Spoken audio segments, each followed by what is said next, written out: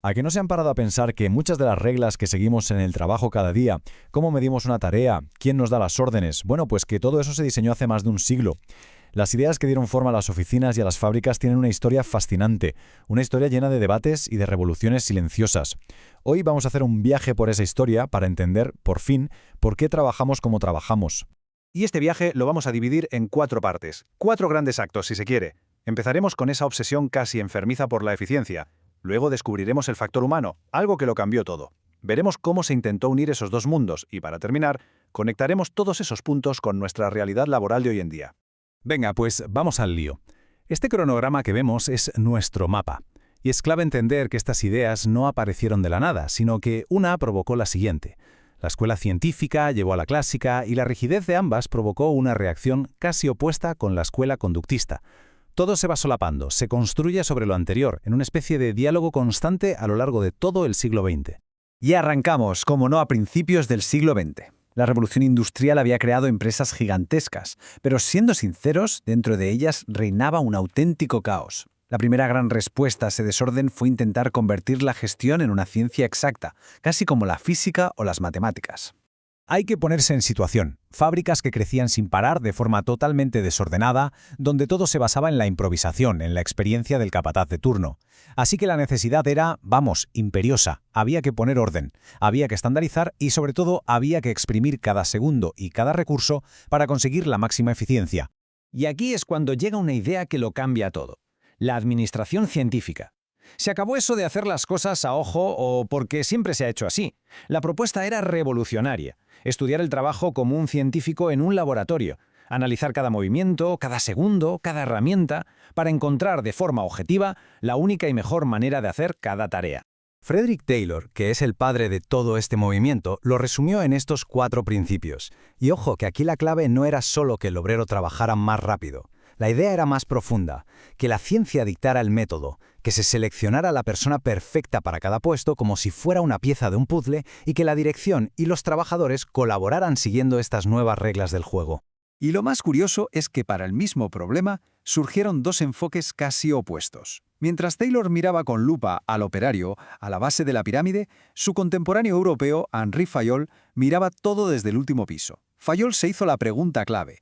Pero, ¿qué hace exactamente un gerente? Y así definió esas funciones que hoy nos suenan a libro de texto: planificar, organizar, dirigir y controlar. Él dibujó el mapa del directivo.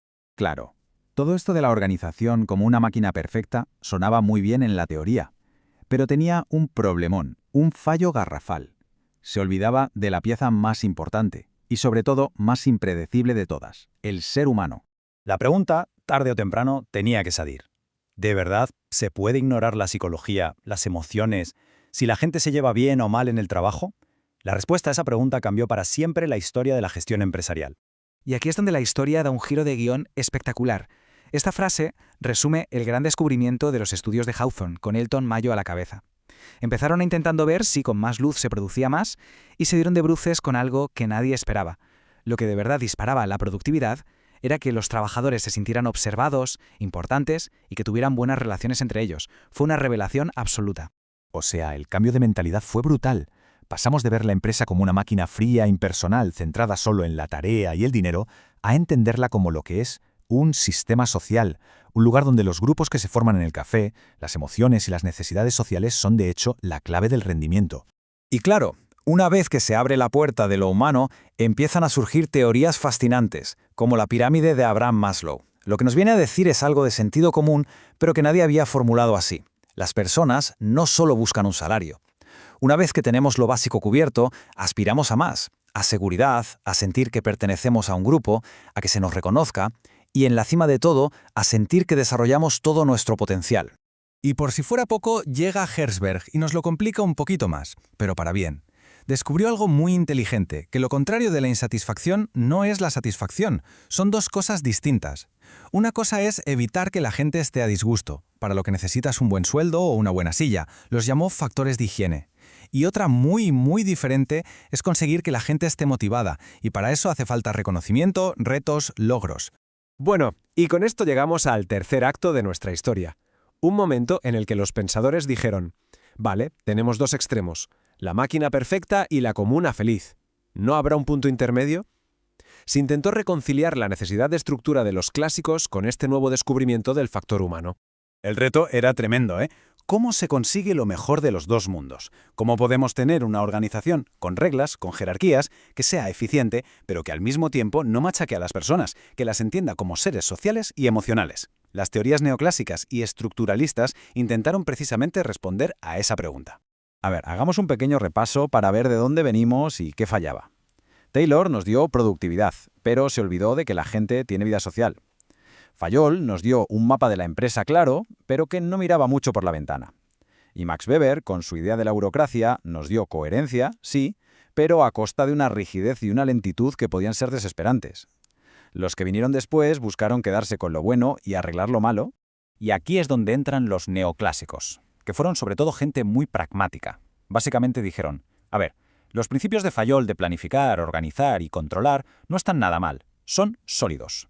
Pero vamos a poner los pies en la tierra, hacerlos más prácticos, más flexibles y sobre todo vamos a obsesionarnos con una cosa, conseguir resultados. Fue como una versión 2.0 más práctica y directa de las ideas clásicas. ¿Y todo este viaje por el pasado? ¿Para qué? Pues porque, aunque no nos demos cuenta, convivimos con los fantasmas de todas estas teorías cada día en el trabajo. Aunque parezcan ideas de museo, su ADN está por todas partes. Pensemos un segundo. Cada vez que una app le dice a un repartidor cuál es la ruta más corta, eso es puro Taylor. Cuando un jefe o una jefa prepara un presupuesto para el año que viene, está aplicando las funciones de Fayol. El Departamento de Recursos Humanos que organiza una actividad para fomentar el buen rollo se basa directamente en los hallazgos de Mayo. Y sí, ese procedimiento formal y un poco pesado para pedir las vacaciones es un eco directo de la burocracia de Weber. Al final, la pregunta del millón sigue ahí, en el aire. Y quizá la respuesta es que cada empresa es una mezcla única. La próxima vez que estemos en el trabajo, merece la pena pararse a observar. Aquí se le da más importancia al proceso y a la norma como si fuera una máquina, o se fomenta la colaboración y el bienestar, como en una comunidad. Entender de dónde venimos nos da las claves para saber dónde estamos y sobre todo para decidir hacia dónde queremos ir.